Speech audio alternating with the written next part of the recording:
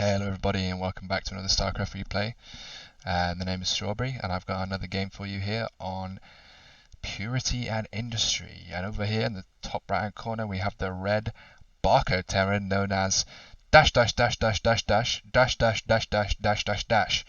And over here in the top left we have the blue Zerg known as dash dash dash dash dash. No, this is actually Stephano. This is Stephano, who is he's one of the greatest foreign players of all time, and by foreign I mean non-Korean players.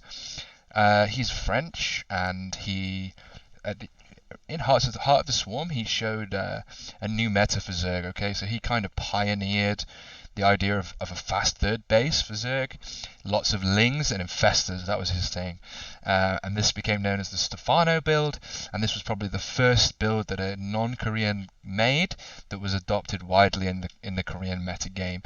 Tell me if I'm wrong, or if there's another build which was made by a non-Korean player which became a Korean meta. I'd love to hear in the comments. But Stephano was the great foreign hope, and he showed the greatest performances against Korean players of any foreigner of all time until Cyril and Scarlet came on the scene in Legacy of the Void and took that crown from him. He went away to become a doctor, and he went back to med school. So when he was done being a pro StarCraft player, he decided to become a doctor. Just take things easy for a bit,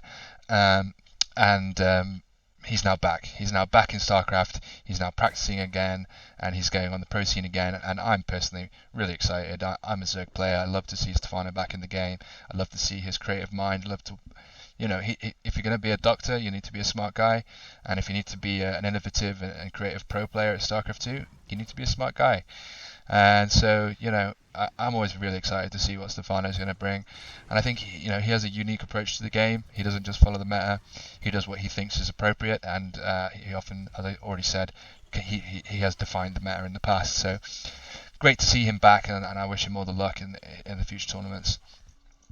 So in this game we've got a basic Reaper opening with an expand from the Terran, and a hatchery first into speedlings from the Zerg. So two very, very normal openings.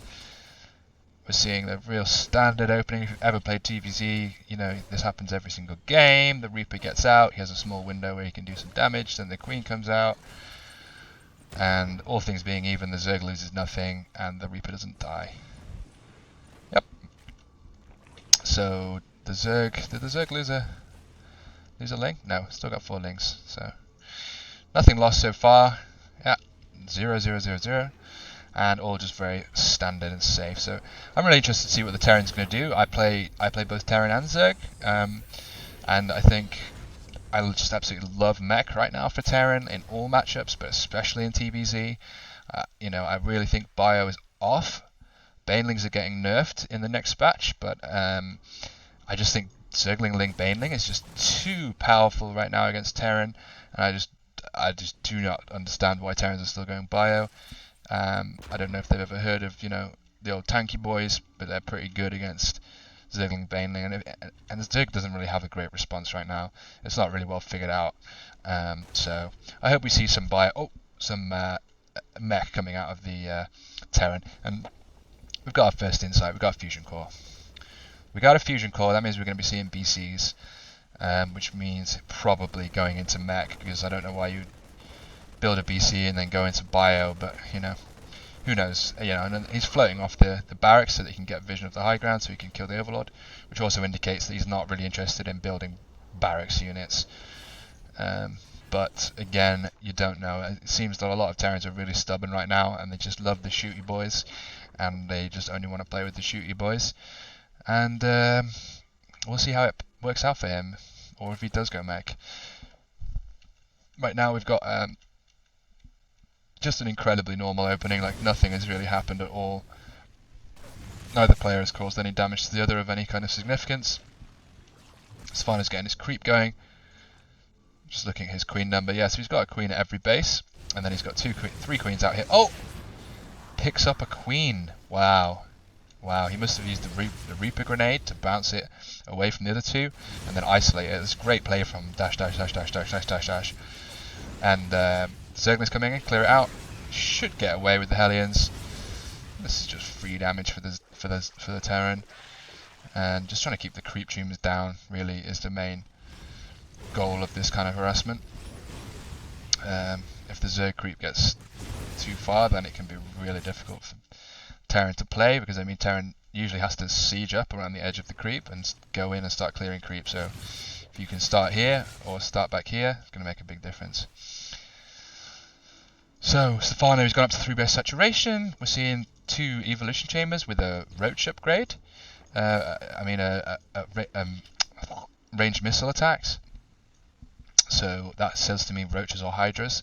The fact that we don't see a roach warren yet, but we do see a lair on the way, kind of makes me think that he's going to go straight into hydras.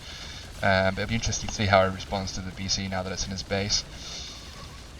So BC's in one location, Hellions in the other, but Stephano's split his units correctly. He's got the queens on the BC and he's got enough links to deflect these Hellions down here. He should be okay, although this looks...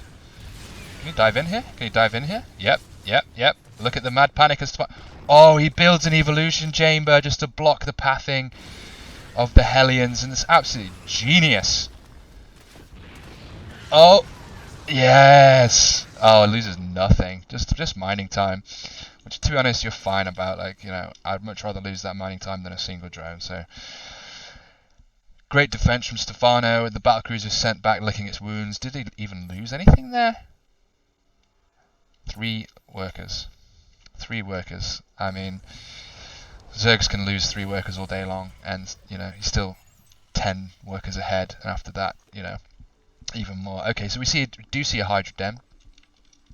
Again, just, you know, going to show that Stephano just does his own thing. You know, I correct me if I'm wrong, but I don't think I've ever seen this. I've never seen this opening where you go 2 Evo chambers, get your +1 upgrades for your ranged, whilst just queens and lings, and then skip your roaches, go straight to hydras, and you go Hydra speed plus and then +2 upgrade against a meching player, right? Confirmed meching. Yeah, I mean, does Stephano know that he's meching?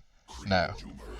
So this is just kind of blind from Stephano. Like, he's obviously just figured out that this just works great against Terran, and I mean hydras are great against Terran. I mean, now seeing the Cyclones, Stephano has to know that it's a mech play if he didn't already know from the battle cruisers. So he puts down the infestation pit, and that's the response that you want. You want infestors or you want vipers against this. You need the spellcasters to be able to make the difference, because a mech army is so cost efficient.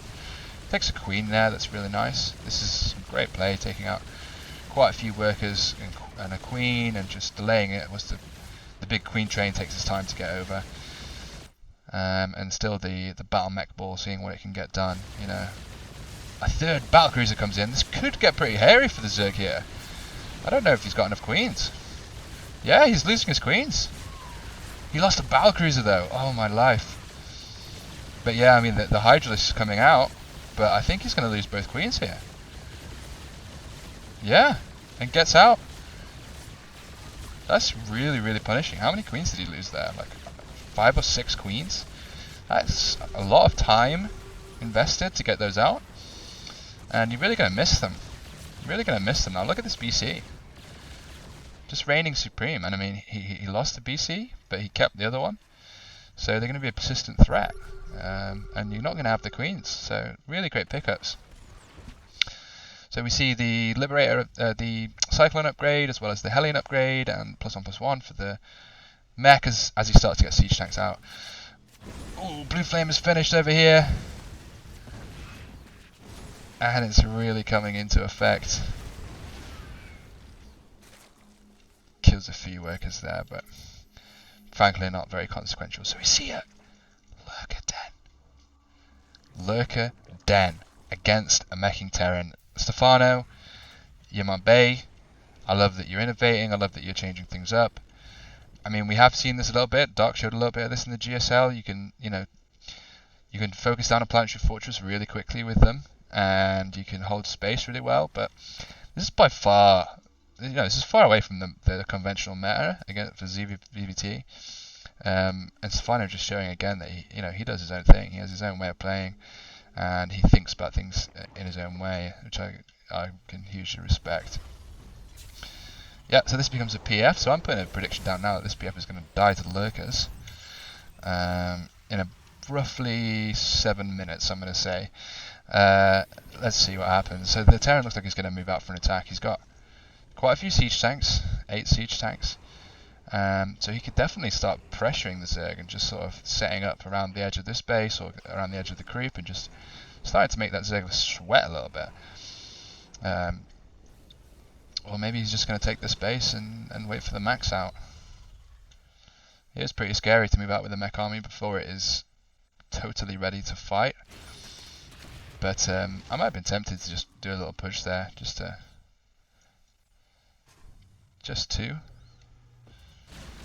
see what could be done. The Hydra's trying to take down these BCs. BC's getting out just fine. And we have a lurker upgrade. Both lurker upgrades. So one is this one is increased range, I believe, and the other one is faster burrow speed. So yep, here comes the siege tank push. I think he was probably just dotting his I's and crossing his T's before, as in getting his macro sorted before he pushed.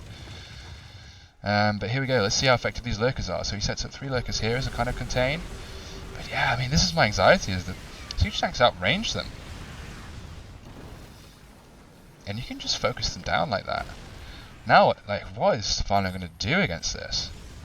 You can just walk these siege tanks into the natural, set up a ridiculous position. All we've got is Hydras. Hydras are really weak units, man. That, you know, they've been buffed, they're kind of strong now, but really they're not what you want against a mech army. Yeah, they're just getting melted here. Look at this, and GG. What a disappointing game in the end. But Stephano, back on the scene, glad to see him. But perhaps, you know, he needs to just make sure he's got the meta builds secure before he starts innovating and doing some pretty jank stuff that doesn't work out. But thanks for tuning in. See you next time.